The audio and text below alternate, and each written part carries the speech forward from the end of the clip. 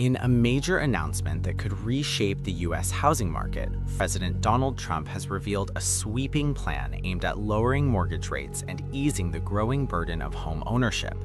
According to Trump, the federal government will move forward with a massive $200 billion purchase of mortgage-backed securities, a step he claims will push borrowing costs down and make homes more affordable for millions of Americans.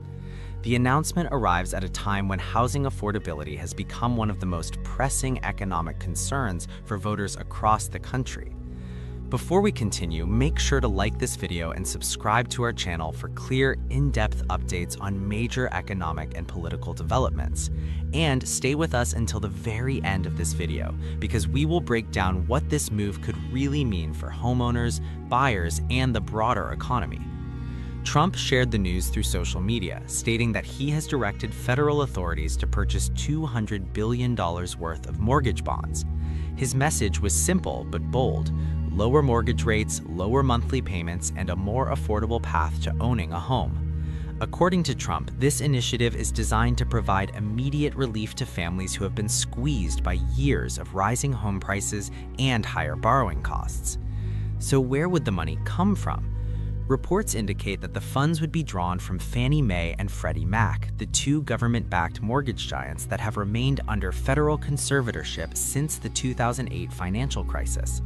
Together, these entities are said to be holding approximately $200 billion in cash reserves, making them a logical funding source for such a move. The timing of this announcement is significant.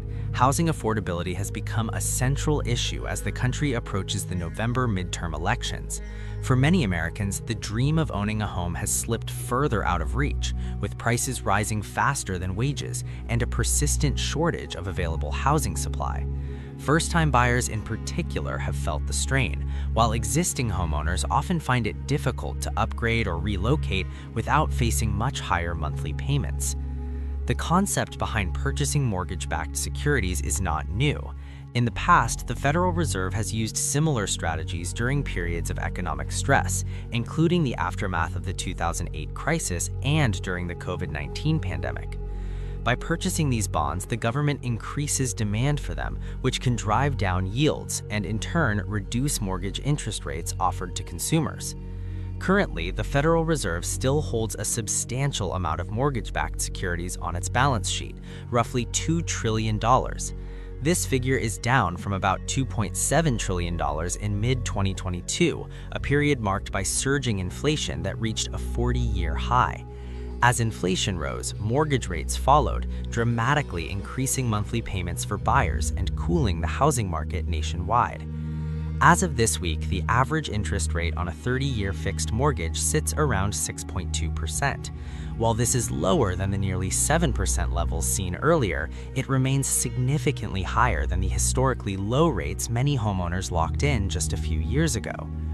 During the pandemic, millions refinanced their mortgages at rates close to 3% or even lower, creating a sharp divide between those who already own homes and those trying to buy today. When interest rates fall, monthly mortgage payments typically become more manageable, at least in the short term. This can temporarily improve affordability, allowing buyers to qualify for larger loans or reducing the financial pressure on existing homeowners. However, there is a trade-off. Lower rates can also increase demand, which may eventually push home prices higher unless housing supply expands to meet that demand. To put the scale of the issue into perspective, outstanding mortgage debt in the United States totaled more than $21 trillion as of the middle of last year. That massive figure highlights just how sensitive the economy is to changes in mortgage rates and housing costs. Even small shifts can have far-reaching effects on consumer spending, household wealth, and financial stability. Despite the boldness of the proposal, several key questions remain unanswered. White House officials have not yet provided details on the timeline for these bond purchases or how quickly the policy could translate to lower mortgage rates for consumers. Financial markets, lenders, and homebuyers will be watching closely for clarity, as implementation details could determine whether the plan delivers meaningful relief or falls short of expectations. Trump has also signaled that this mortgage bond initiative is only part of a broader housing strategy. Just last month, he indicated that he planned to roll out additional housing reforms. More recently, he stated his intention to block large institutional investors from purchasing single-family homes, a move aimed at reducing competition for individual buyers and curbing speculative pressure in local housing markets. Supporters argue that restricting institutional investors could help level the playing field for families and first-time buyers. Critics, however, caution that such measures could have unintended consequences, potentially reducing investment in housing supply at a time when new construction is already lagging behind demand. Ultimately, the success of any housing affordability plan will depend on multiple factors: interest rates, housing supply, labor costs, zoning regulations, and broader economic conditions. While purchasing mortgage-backed securities may help lower borrowing costs, it does not directly address the underlying shortage of homes that has driven prices higher for more than a decade.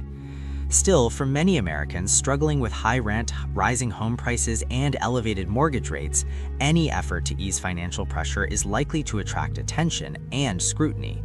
Trump's announcement has already sparked debate among economists, policymakers, and voters, setting the stage for housing to remain a central issue in the months ahead.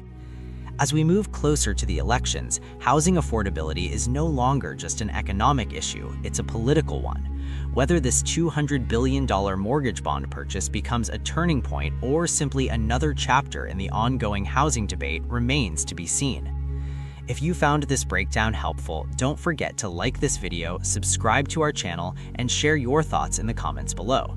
Stay with us for more in-depth coverage on the issues shaping your finances and your future.